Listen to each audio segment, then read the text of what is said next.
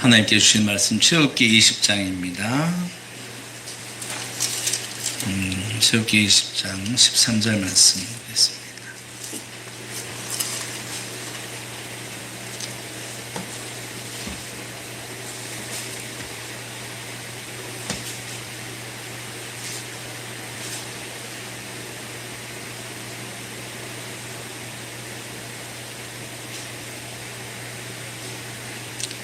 출애굽기 20장 13절 말씀.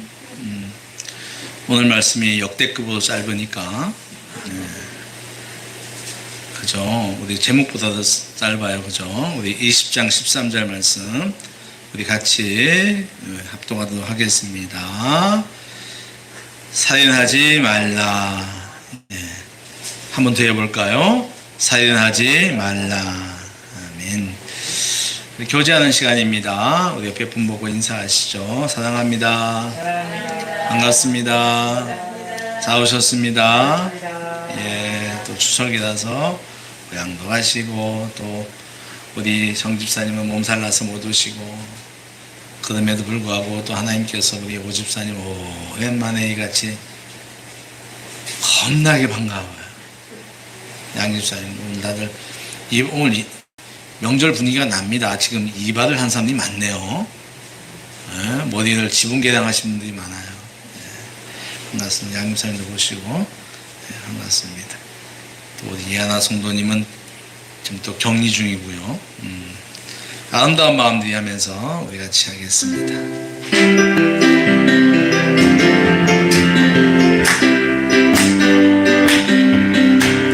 아름다운 마음들이 모여서 주의 은혜 나누며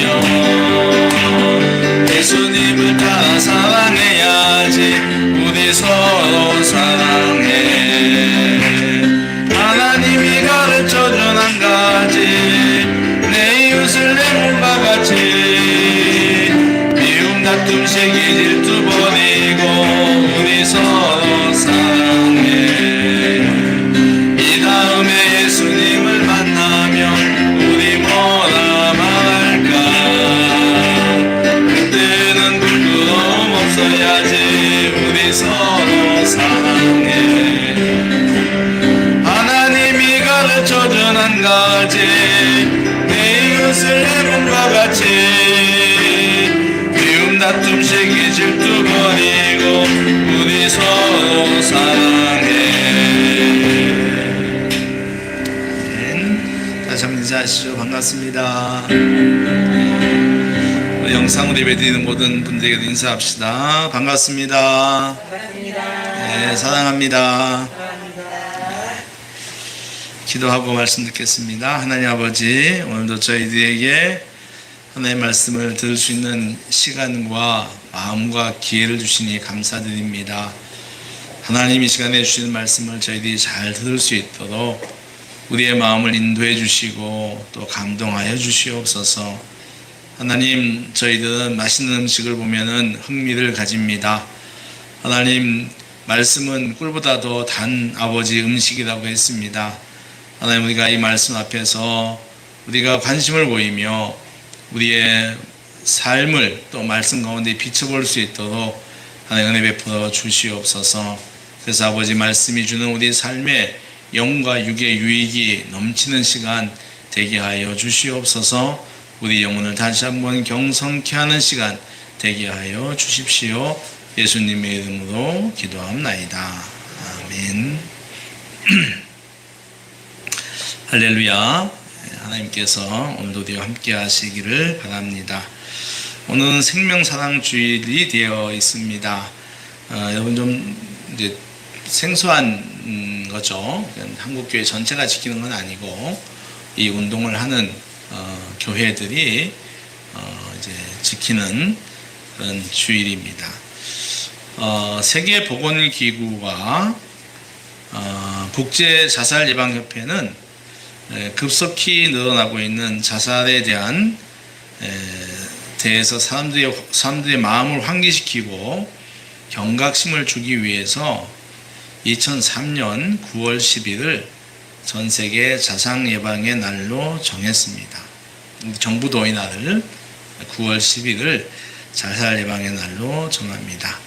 그래서 이날을 전후로 생명사랑을 주제로 한 세미나, 또 캠페인, 밤거리 걷기 등 여러 가지 프로젝트를 진행하고 있습니다. 한국교회는 9월 10일을 전후로 한 주일을 생명사랑 주일로 정해서 생명에 대한 말씀을 나누고 다양한 행사들을 합니다. 이날은 정부는 종교의 협력을 위해서 각 종단에 자살 예방 관련 기관을 세워서 지원하고 있습니다. 우리 기독교에서 이 운동을 하는 기관 가운데 대표적인 단체가 라이프 호프라고 합니다. 라이프 호프. 재작년에 그작년인가요? 재작년에 우리 교회 강의 왔던 조성돈 목사가 여기 대표이기도 합니다. 라이프 호프가 있는데 이 라이프 호프는 생명사랑주일, 이게 생명존중주일, 생명보듬주일, 빨리 통일하면 좋겠어요. 어느 것 하나로 생명 존중을 하든지 사랑을 하든지 보듬을 하든지. 이번에 또 생명보듬주일로 나왔더라고요. 정해서 여러 가지 행사를 합니다. 그 중에 같은 뜻을 가진 교회에 공동 설교문을 나누고 생명의 가치를 서로 공유합니다. 코로나로 인해서 행사에 참여하기는 어렵지만 그 라이프 호프의 모든 행사에 참여하기는 어렵지만 우리 교회도 올해부터 설교 말씀으로 동참하기도 합니다. 그래서 오늘 설교는 거기서 보내온 설교를 중심으로 우리 상황에 맞는 또 설교를 하도록 하겠습니다. 오늘 본문은 살인하지 말란 말, 이건 10계명 가운데 6개의 계명입니다. 그렇죠? 5째 계명이 뭐죠? 내 부모를 공경해라. 일단 사람들 향한 가장 첫 번째 계명은 부모에 대한 공경, 순종 이런 것들입니다. 그리고 이제 6번째가 살인하지 말라. 이것도 굉장히 인간 생활에서 중요한 계명인 것을 말합니다. 그런데 이 6째 계명, 6계명은 간단한 명령 같이 보이지만 딱 6글자잖아요. 살인하지 말라. 삶에서 적용하기를 시작하면은 조금 복잡한 문제가 됩니다. 예를 들면 이런 질문이죠. 전쟁에서의 살인은 허용되는가? 라고 하는 거예요. 그죠? 극단의 자세를 취하는 아이들이 여호와 증인들이잖아요. 얘네들은 총 안 들잖아요. 그러니까 전통적으로 정당한 전쟁이라고 생각되는 경우에는 사람을 죽이는 것을 예외로 여겼습니다. 괜찮다고 하는 거죠. 미국은 자기들이 주도한 테러리스트들과의 전쟁을 정당하다고 주장합니다. 그렇죠. 또 우리 근대사에서 우리 독립투사들 가운데 크리스찬이 굉장히 많았습니다. 그렇죠. 전쟁에서 핵무기를 사용해야 되는가? 핵무기 사용이 허용될 수 있는가? 북한의 핵무기에 대하여 우리도 맞서서 핵무장을 해야 하는가? 여러 가지 이야기입니다. 사실 이 모든 문제가 살인하지 말라고 하는 계명과 무관하지 않습니다. 그런가 하면은 낙태, 안락사, 자살, 사형제도 등 우리 사회의 민감한 이슈들도 다 6계명과 연결되어 있다. 스캇 솔즈 목사는 예수님처럼 친구가 되어주라는 책에서 그가 설교하며 곤혹을 치렀던 낙태 문제에 대한 이야기를 한 적이 있습니다. 낙태를 찬성하는 사람이든 그것을 반대하는 사람이든 모두가 생명을 존중하는 마음이 있다는 것입니다. 낙태를 찬성하는 사람은 엄마의 인권을 생각한 것이고 낙태를 반대하는 사람은 아기의 인권과 생명을 존중했다고 하는 것입니다. 만일 낙태를 반대하는 사람들이 태아의 생명은 존중하면서 낙태할 수밖에 없는 사람들의 상황을 돌보고자 하는 마음이 없었다면 그것은 안 된다, 어렵다 이런 얘기입니다. 책에 나오는 한 의사의 글을 소개하려고 합니다. 우리 삶과 믿음의 중심은 우리를 지극히 사랑하사 우리를 위해 목숨까지 내어주신 분이시다. 그러니까 우리 삶의 우리의 삶과 믿음의 중심에는 우리를 지극히 사랑하여 우리 위에 목숨까지 내어주신 분이라고 하는 거예요. 당신의 목숨을 내어준 분이라고 하는 거예요. 그럼 우리는 어떻게 해야 되는가? 이 의사가 이제 두 가지를 얘기합니다. 첫째는 살인하면 안 된다. 이는 모든 사람에게 해당되는 명령이다. 무고한 생명을 독단적으로 없애는 것은 명백한 잘못이며 성경에서 허락하지 않고 있다. 그러나 어떤 이유에서 반대편 입장에 선 사람을 비난하고 미워하는 건 역시 바람직하지 않다. 둘째, 입장을 바꿔 생각하면서 자신이 대접받고 싶은 대로 남을 대접하라. 당신이 상대방에 대해 결정을 내리는 사람이라고 상상해보라. 자궁 속의 생명을 지키기 위해 싸우되 눈앞에 있는 사람을 잊지 말아라. 관계를 쌓고 공동체를 이루라. 이미 충분히 상처가 나 있다. 이 의사의 결론은 이것입니다. 나는 낙태가 잘못이라고 믿는다. 나는 하나님이 생명을 주신 분이라고 믿는다. 그리스도인으로서 나는 이 문제에서 성경윤리를 우선시하는 사회를 지지한다. 성경윤리를 지킬 때 인간이 번영한다고 믿기 때문이다. 이런 말이죠. 살인하지 말아라, 간음하지 말라고 하는 말은 당시 바리새인들이 잘 하던 말입니다. 그들은 하나님의 법을 지키라고 강요하면서 정작 그 살인의 어떤 그런 그들의 짐을 덜어주는 일에는 매우 소극적이었다고 하는 것입니다. 예수님 당시 로마는 팍스 로마나라고 불리는 평화의 시기를 강구했습니다. 우리는 다 굉장히 평화로운 시대라고 생각을 합니다. 그런데 그 로마가 평화를 유지할 수 있었던 이유는 권력을 가진 사람들이 정해놓은 정의에 사람들이 무조건 순종했기 때문입니다. 순종을 강요한 거예요. 로마가 그랬고 히틀러가 그랬습니다. 이런 것입니다.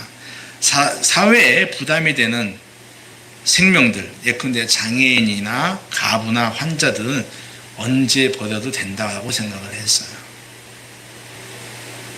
그러니까 그들을 돌보지 않은 것입니다. 팍스 로마나는 권력자 일방에 의해 만들어진 반쪽 평화예요. 근데 그 당시는 그게 통했어요. 근데 지금은 절대 통하지 않는 시대가 됐습니다. 그런데 그런 시대에 예수님을 따르던 그리스도인들이 장애인, 가부, 고아, 환자 등 마땅히 버려져 죽어도 전혀 문제가 되지 않는 사람들을 돌보기 시작했어요. 우리 그리스도인들이 그 일을 시작했습니다. AD 3세기에 로마를 가리켜서 한 역사가가 이렇게 표현했습니다. 로마 사회는 사랑에 전념되었다. 뭐에 전념되었다고요? 사랑에 전념되었다. 생명은 정의의 칼로 재단하는 것이 아니라 사랑과 돌봄의 마음으로 바라보아야 한다는 것입니다. 이 6계명, 살인하지 말라고 하는 계명은 생명을 바라보는 시각에 대한 질문입니다. 문제죠. 단순히 사람의 생명을 해치지 말라는 명령이 아닙니다. 우리에게 타인의 생명을 얼마나 존중하고 있는지 묻는 것이죠. 우리는 사람이기 때문에 단순히 이렇게 그러죠. 저 사람은 꼭 살아야 되고 저 사람은 죽어도 괜찮은 사람이다. 저 사람은 꼭 살아도 되고 저 사람은 꼭 죽어도 괜찮은 사람이라고 생각합니다. 생명의 가치를 내 기준으로 판단하는 것입니다. 그러나 성경은 이 살인하지 말라는 계명을 통하여 인간의 생명이 분명히 하나님께 있으며 그 가치가 누구를 막론하고 동일하다고 말합니다. 마땅히 죽어야 할 사람은 없다고 하는 거예요. 살인하면 안 되는 두 가지 이유가 있습니다. 첫째는 모든 사람은 죽임을 당하는 것을 원치 않기 때문입니다. 살인이 일어나는 중요한 원인 중 하나는 다른 사람들을 자신만큼 중요한 존재로 여기지 않거나 똑같은 사람이라고 생각하지 않기 때문이죠. 두 번째는 살인이 하나님의 것을 도적질하기 때문입니다. 어떠한 생명도 하나님의 허락 없이는 손을 댈 수가 없습니다. 살인하지 말라는 계명은 단순히 지켜야 할 율법이 아니라 사랑과 용서로 인해 살인하지 않는 세상이 되기를 원하시는 하나님의 마음이 담겨 있는 것입니다. 살인하지 말라는 계명은 인간의 생명을 소중하게 다루라는 말이죠. 모든 인간의 생명은 소중합니다. 왜 그런가요? 왜 소중한가요? 성경은 몇 가지로 얘기합니다. 하나님께서 만드신 소유이기 때문이다. 그래서 소중한 거예요. 그리고 두 번째는 그 안에 하나님의 형상이 있기 때문이다. 세 번째는 예수께서 핏값을 주고 구원한 존재이기 때문이다. 네 번째는 하나님의 영이 거하시는 거룩한 전이기 때문이다. 그렇죠. 하나님이 만드시고 하나님의 형상이 있고 예수께서 핏값 주고 세우시고 하나님의 영, 성령이 우리 안에 거하기 때문입니다. 그래서 우리 인간의 생명은 굉장히 소중한 것입니다. 자살을 포함한 살인, 더 나아가서 자신과 타인의 몸과 마음에 해를 입히는 행위가 금지되는 이유는 그것이 결국 하나님의 형상을 파괴하고 예수 그리스도의 구원 사역의 의미를 퇴색시키기 때문입니다. 인류 최초의 살인은 창세기 4장에 나옵니다. 형 가인이 동생 아벨을 죽인 사건이죠. 형 가인은 동생의 제사만 받고 자신의 제사를 받지 않은 하나님께 대하여 하나님 받지 않으시자 동생 아벨을 죽입니다. 동생에 대한 시기심과 문제의 원인을 자기 자신이 아니라 타인에게서 살리려고 하는 컴플렉스 때문입니다. 그런데 이 살인에 대하여, 아니 인간의 한 생명에 대한 하나님의 생각은 좀 다른 것 같습니다. 창세기 4장 9절 10절에 보니까 아벨을 죽인 다음에 하나님과 가인의 대화가 나옵니다. 이렇게 말씀하시죠. 여호와께서 가인에게 말합니다. 내 아우 아벨이 어디 있느냐? 그가 이르되 내가 알지 못합니다. 내가 내 아우를 지키는 자입니까? 하나님 말씀하십니다. 내가 무엇을 하였느냐? 내 아우의 핏소리가 땅에서부터 내게 호소하느니라. 몇 가지 사실을 볼 수가 있습니다. 하나님께서 생명에 대한 책임을 분명히 묻고 계시다는 거예요. 아벨이 어디 있느냐? 또한 하나님께서 핏소리를 들으셨습니다. 하나님께서 직접 만드신 생명이기에 그 생명에 대하여 구체적인 관심을 갖고 계시다는 겁니다. 하나님은 4장 11절 12절에서 가인에게 저주가 있을 걸 말씀합니다. 네가 농사를 해도 열매를 갖지 못할 것이다. 넌 한 곳에 정착하지 못하고 땅을 이리저리 유리하는 삶을 살 것이다 라고 그에게 저주를 선포합니다. 그랬더니 가인이 이 말에 굉장히 떨립니다. 죄책감도 있는 거죠. 그래서 창세기 4장 13절 14절에 보면 가인이 이렇게 말하죠. 여호와께 아뢰되 내 죄벌을 지기가 너무 무겁습니다. 주께서 오늘 이 지면에서 나를 쫓아내시면 내가 주의 낯을 배우지 못하리니 내가 땅에서 피하며 유리하는 자가 되며 무릇 나를 만나는 자마다 나를 죽이려 하겠습니다. 너무 힘들다는 거예요. 하나님께서 주신 것이. 나를 죽이려 하겠다는 거예요. 그런데 하나님의 답을 한번 보죠. 우리 찾아보겠습니다. 창세기 4장 15절 맨 앞이에요.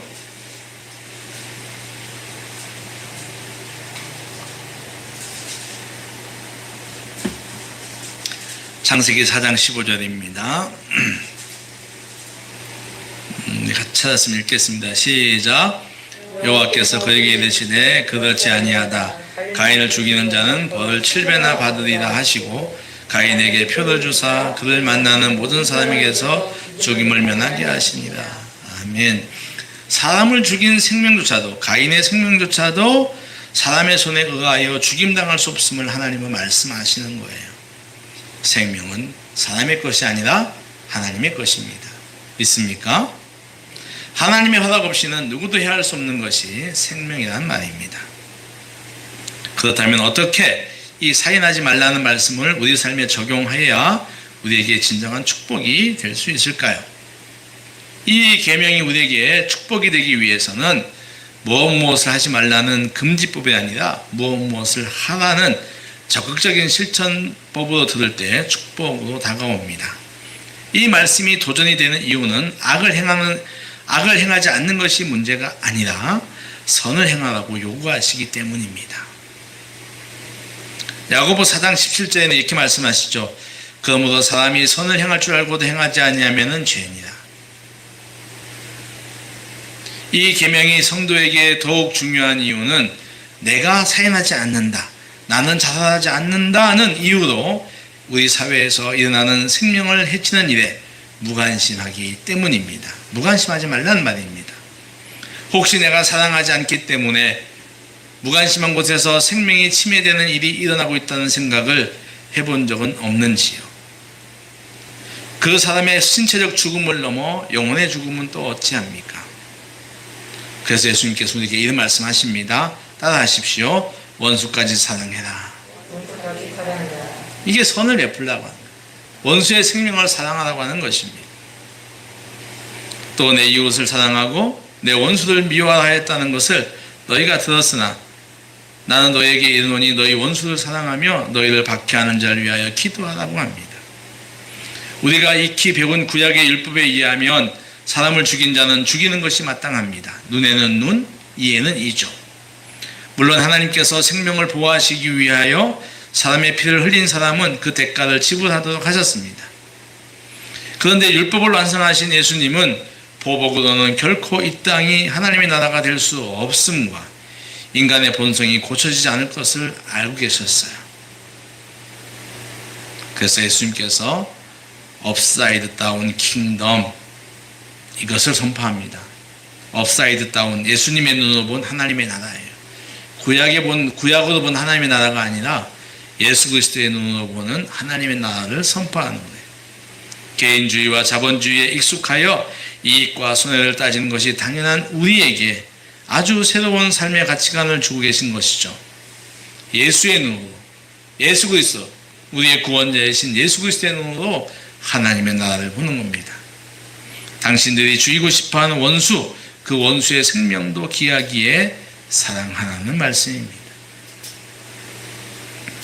로다 술리싱어의 10계명에서 배우는 인생을 보면 유태인들이 600만 명이 죽었잖아요. 그 이야기를 하면서 600만 플러스 1이라고 하는 도전적인 말을 합니다. 2차 세계대전 당시 독일인들이 유태인을 학살할 때 대부분의 유럽의 국가들은 침묵했습니다. 이 침묵과 방조는 더 많은 유태인들의 살인을 가져왔습니다. 숫자가 늘어나면 늘어날수록 한 사람의 죽음을 가볍게 생각하지만 그 더해지는 일이 바로 자신이라고 생각해 보란 말입니다. 한 명을 죽이는 것보다 10명을 죽이는 것이 더 나쁜 범죄라고 생각합니까? 이 기준은 그 한 명이 누군가, 그 죽는 사람이 누군가에 달려 있어요. 그 사람이 당신의 자녀거나 부모나 친구라면은 10명 다른 사람 죽는 것보다 훨씬 크겠죠. 그렇지 않습니까?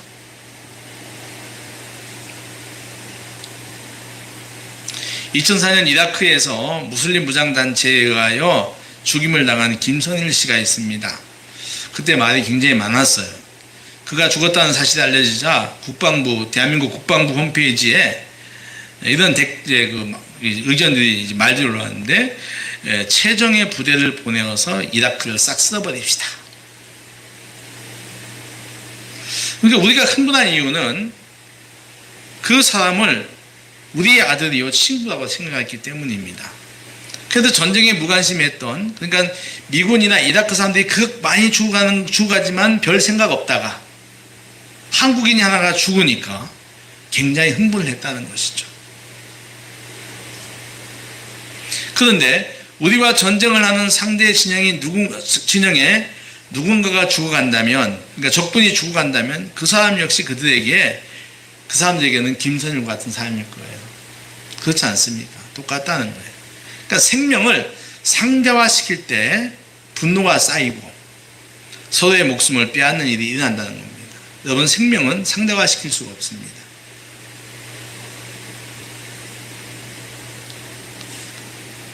로버트 치알디니가 쓴 설득의 심리학이라는 책이 있어요. 1964년 뉴욕의 퀸즈에서 일어났던 살인사건을 이야기하는데, 제노베스라고 하는 20대 후반의 처녀가 밤늦게 일을 마치고 집으로 돌아가다가 개한에게 습격을 당해 살해당합니다. 근데 문제는 이 개한이 35분 동안 이 여인을 쫓아다니면서 이 처녀를 쫓아다니면서 3번씩이나 칼로 찔렀다는 것입니다. 그리고 그녀가 이 공격당하는 걸 본 목격자가 38명이었다고 해요. 근데 아무도 경찰에 연락하지 않았다는 것입니다. 그러니까 35분 동안 쫓아다니면서 3번 칼로 찔렀는데 그걸 본 사람이 38명이나 되는데 아무도 연락하지 않았다는 거예요. 그래서 그 당시 뉴욕타임즈는 일면 톱기사로 현대인들의 무관심과 냉담함에 대하여 기사를 썼습니다. 그런데 뉴욕에 살고 있던 그 당시에 나타네와 달리라고 하는 심리학자는 목격자가 38명이라고 하는 것에 주목을 했고 위기에 처해 있는 사람을 도와줄 개인의 책임감이 분산되었기 때문에 이 사건이 났다고 봤어요. 무슨 말이냐면은 이들이 이제 조금 더 들어봐요. 자신들의 가설, 그러니까는 위기에 처해 있는 사람을 도와줄 개인의 책임감이 분산되었다, 갈라져 있다고 하는 거예요. 그래서 이들이 자신들의 이 주장을 설명하기 위해서 실험을 했는데 첫 번째 실험에서 간질 발작을 일으키는 것으로 가장한 학생이 이제 눕히는 거예요. 학생 하나 갖다가 간질병 환자들 가장을 해서 이제 누워 있는 거예요. 그는 그 단 한 명의 생명이, 그러니까 한 명의 행인, 지나가는 사람들이 가끔 지나가는, 뭉쳐서 지나가지 않고 혼자서 지나가는 그 길에서 이제 그 아이를 눕혀놨는데 100명이 지나갔는데 그 중에 85명이 그 학생을 구조했습니다. 간질 일으키는 그 학생을. 그런데 같이 어울려 5명이 있는 상황에서, 그러니까 5명이 같이 있는 상황에서 이 환자를 뒀더니 아쉽게도 31%만 구조에 나섰다고 하는 겁니다. 이해 가십니까? 그러니까 사람들이 여럿이 있을 때 무관심했다는 거예요. 제가 하겠지, 누가 하겠지 뭐. 그러니까 책임이 분산된다는 거예요. 그래서 죽어가는 사람을 보고도 쉽게 움직이지 않았다라고 하는 것입니다. 이렇게 얘기할 수 있어요. 따라하세요. 내가 먼저 관심을 가져야 한다. 6번째 계명은 생명에 대한 책임을 묻는 것입니다. 빌라도는 죄 없는 예수님을 유대인들에게 넘겨주면서 물로 손을 씻죠. 씻고 뭐라 그럽니까? 나 죄 없다 그래요. 근데 어쩌죠? 지금도 우리는 2000년이 지난 지금도 우리는 신앙 고백을 통해서 그가 주님의 고난과 죽음의 책임을 묻습니다. 빌라도에게 고난을 받아. 그렇죠? 그러니까 손 씻었다고 죄가 없어진 게 아니라는 겁니다. 내가 감당하지 않았기에 발생한 일, 그의 책임이 바로 나에게 있다는 말이죠. 이것은 스스로의 생명을 해치는 경우도 마찬가지입니다. 스스로 생명을 취하는 제1차적 책임은 누구한테 있나요? 본인에게 있습니다. 이거는 명백한 것입니다. 그러나 이 말은 이웃의 생명에 관심을 가질 책임도 말하는 거예요. 우리에게. 삶의 고난은 필수입니다. 건강, 가난, 질병, 직업, 관계에서 고난을 당합니다. 나도 그렇고 우리 이웃도 그렇습니다.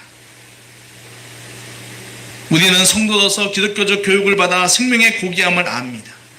그렇지만 같은 성도이지만 여전히 삶의 고난의 무게 앞에 힘들어하는 사람들이 있습니다. 힘들어하는 사람은 우리 교회 안뿐만 아니라 내 이웃에도 많이 있습니다. 우리는 그들에게 관심을 가지고 사랑으로 돌봐야 할 책임이 있다고 하는 것입니다.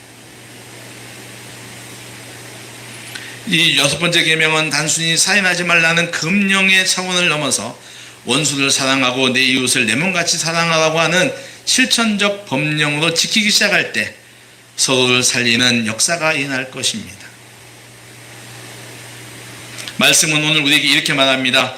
당신밖에 없습니다. 당신의 무책임과 냉담 때문에 누군가가 죽어가고 있다면 반대로 당신의 관심과 사랑 때문에 누군가가 살 수도 있습니다. 아멘. 다가가서 당신은 혼자가 아닙니다. 이 한마디가 꺼져가는 삶의 의지를 되살릴 수 있다는 것입니다. 우리가 살고 있는 곳은 인천광역시 서구입니다. 인구가 어느새 54만 5천 명으로 전국의 기초단체 가운데 6위입니다. 인천에서는 1위입니다. 우리가 사는 서구에서도 남의 생명을 해하거나 스스로 생명을 해하는 일들이 자주 일어나고 있습니다. 2015년부터 2019년까지 5년간 서구의 자살 통계가 있습니다. 이 기간에 총 608명이 목숨을 버렸습니다. 2015년도에 120명이었으나 2019년도에는 139명이 되었습니다. 5년 사이에 19명이 늘었다는 것입니다. 이 숫자가 유의미한 것은, 무의미가 아니라 유의미한 것은, 의미가 있는 것은 이 기간에 인천시 전체는 자살자가 오히려 줄었다는 것입니다. 같은 기간에 인천시 전체는 2015년 791명이었는데 2019년도에는 758명으로 33명이 줄었습니다. 인천시 전체는 주는데 서구는 오히려 늘었다고 하는데 문제가 있다는 것이죠. 그러므로 우리 성도는 이웃에게 성도인 우리는 좀 더 관심을 가져야 합니다. 지난 6월 26일 날 우리 봉사단에서 생명사랑 캠페인을 시작했습니다.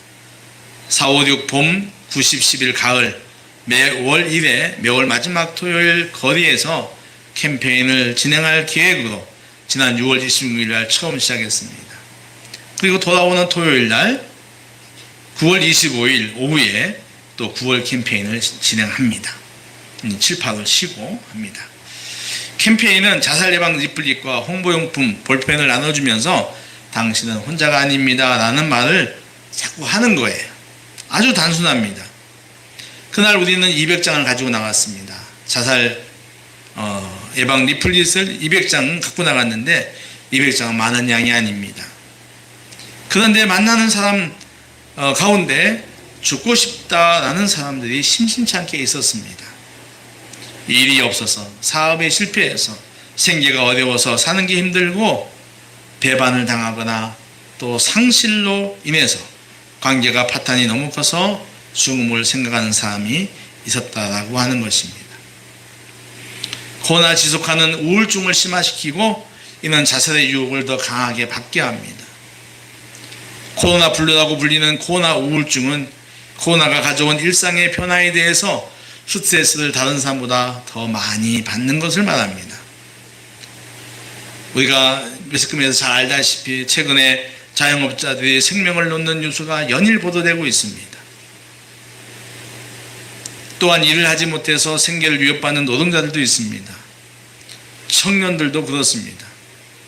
최근 보건복지부가 발표한 2021년 올해입니다. 1분기 코로나19 국민정신건강 실태조사에 따르면 20, 30대 우울 위험군 비율은 각각 30%와 30.5%로 60대 14.4%인 60대에 비해서 2배 이상 높았어요. 젊은 20, 30대 젊은이들이, 젊은 사람들이 코로나19로 인해서 정신건강에 부정적 영향을 더 많이 받는 것으로 나타났습니다. 그런데 그런가 하면은 평소에 우울 증세를 가지고 있는 사람들은 더 깊어졌다고 하는 것입니다.